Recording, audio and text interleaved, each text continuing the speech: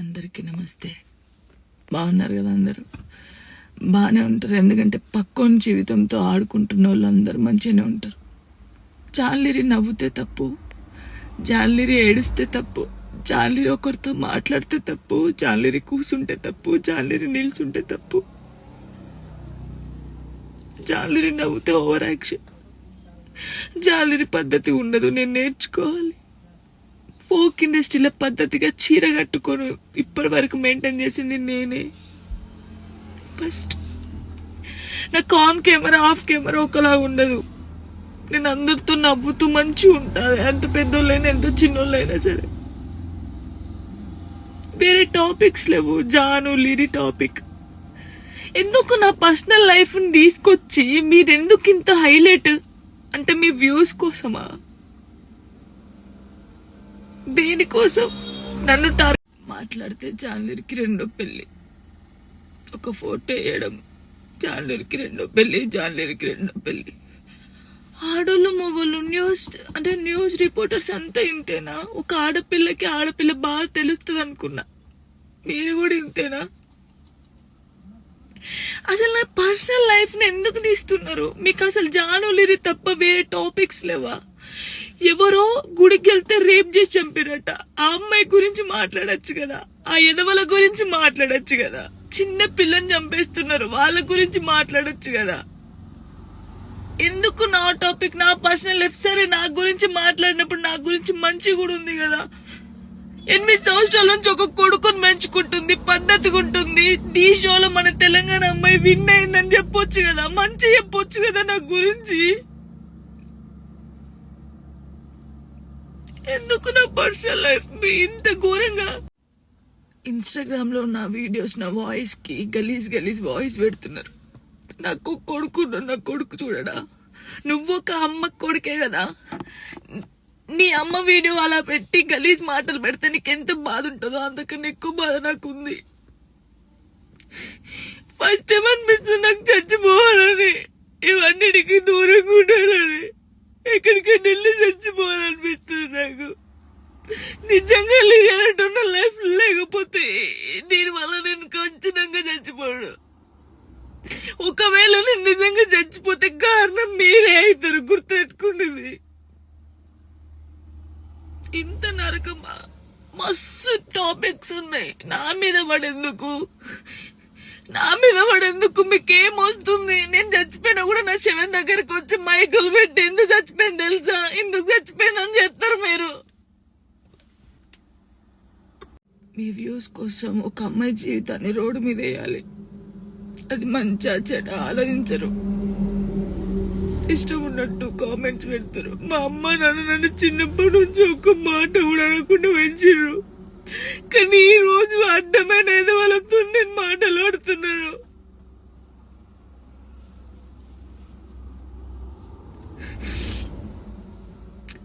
Suicide చేసుకొని చచ్చిపోతే నేను ఎందుకు చచ్చిపోతారు? ధైర్యంగా బతకాలని నేను చాలా మందికి చెప్పినా, కానీ వాళ్ళు చచ్చిపోయింది వాళ్ళ బాధల కోసం కాదు, మీరు చేసే రచ్చకే వాళ్ళు చచ్చిపోయారు తట్టుకోలేక. నాకు ఈ రోజు అనిపిస్తుంది నాకు ఓపిక నశించింది. నేను చూసి వీడియోలకి నా వాయిస్ కి గలీజ్ వాయిస్ పెట్టడం, మీ అమ్మ తీసుకొచ్చి మీ అమ్మ వాయిస్ కి గలీజ్ మాటలు పెడితే మీకు అప్పుడు అర్థమవుతుంది బాధ. నేను ఏ రోజు మాట్లాడలేదు, కానీ నాకు ఓపిక నశించింది.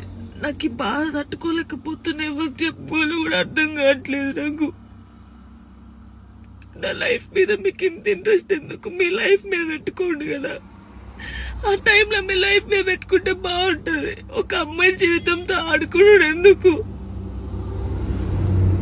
నా కొడుకుని మంచి చదువుకొని మంచి పొజిషన్లో చూడాలనుకున్నా, అది చూడలేనేమో నేను, నాకు అర్థమవుతుంది.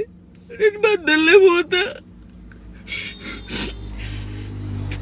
ఇది మాట్లాడితే మీరు ఏదో ఆపేస్తారు, ఇది కాదు. ఓపిక నశించి నేను ఎప్పుడు దేనికి రియాక్ట్ కాలేదు. ఒక అన్నతో మాట్లాడే తప్పు, నా తమ్ముడని మాట్లాడితే తప్పు, ఎవరు పడితే వారికి లింకులు వేస్తారు.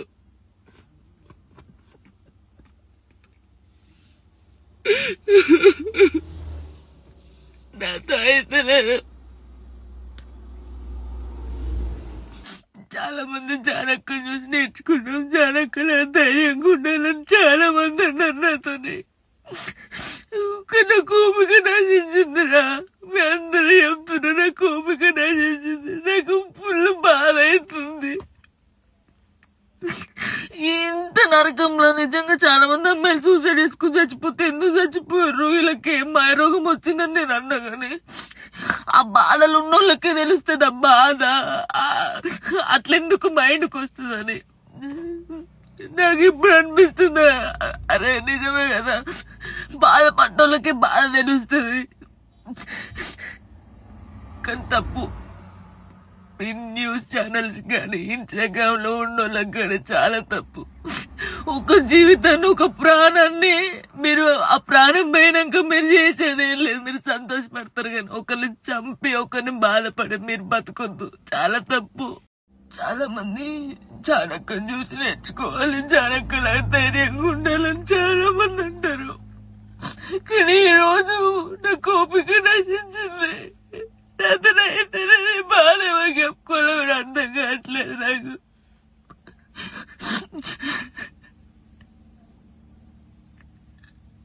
అసలు నా వల్ల మీకేమైనా హాని జరిగిందా, ఏమైనా నష్టం వచ్చిందా? జానులే నాకు కొంచెం మంచి కూడా ఉంది కదా, మంచి పెట్టొచ్చు కదా. అన్నయ్యతో మాట్లాడినా, అక్కతో మాట్లాడినా, చెల్లెతో మాట్లాడినా, ఎందుకు నాకు ఇద్దరు నవ్వినా నేను కూర్చున్నా అసలు. అయ్యో నరకం అనిపిస్తుంది నాకు.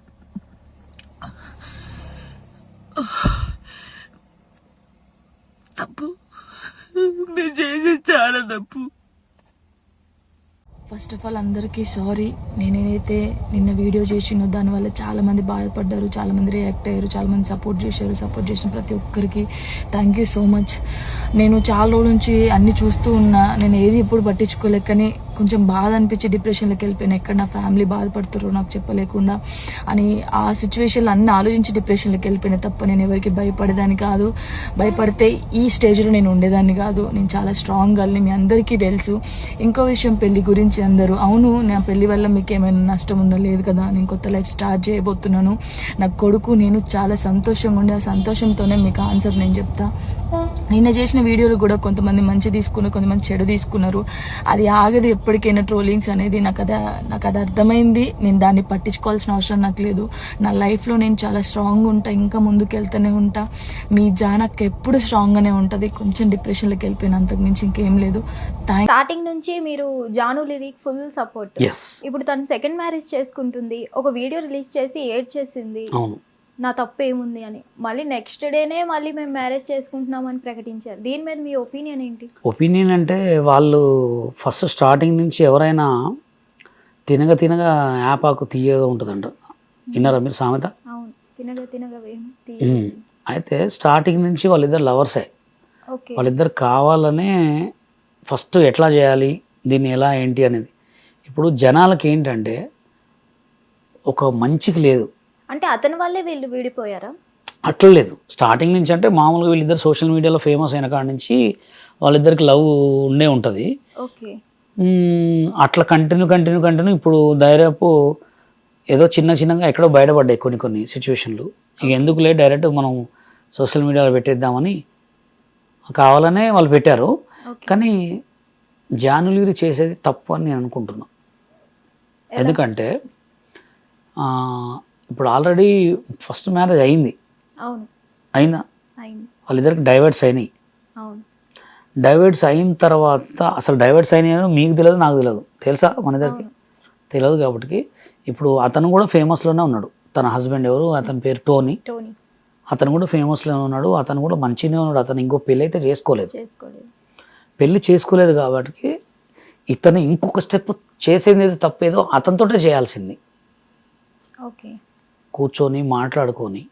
ఇప్పుడు ఇవాళ రేపు ఎలా ఉన్నారంటే జస్ట్ మనతో కలవనంతసేపు మనతో మంచిగా ఉంటారు. కలిసిన తర్వాత ఒక 3-4 నెలల తర్వాత బయటపడతాయి మొత్తం ఏందో. ఇప్పుడు నా దగ్గరే 100 మంది టీము, నా దగ్గర ఉన్న సోషల్ మీడియా స్టార్లలో కూడా ఒక్కడి గుణం ఒక మనస్తత్వం కాదు.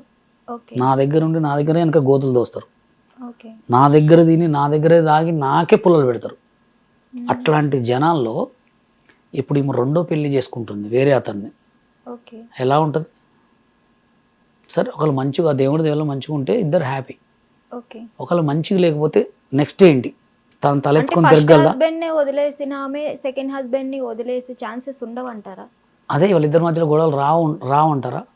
మళ్ళీ ఇంకోటి ఏంటంటే సినిమా ఇది. సి అంటే సిగ్గు ఉండదు, మా అంటే మానం ఉండదు, నీ అంటే నిజాయితీ ఉండదు. ఓకే. సరే ఈమె నిజంగానే తను కోటీశ్వరుడు, తన దగ్గర ఒక 100 కోట్లు ఆస్తుంది, తను ఏం చేయనియాడు అనుకుంటే లైఫ్ లాంగ్ సెటిల్ కావచ్చు. మళ్ళీ తను పెళ్లి చేసుకున్న మళ్ళీ ఇదే సాంగ్స్ చేయాలి, అవును, మళ్ళీ అందరితోటి మాట్లాడుతుండాలి.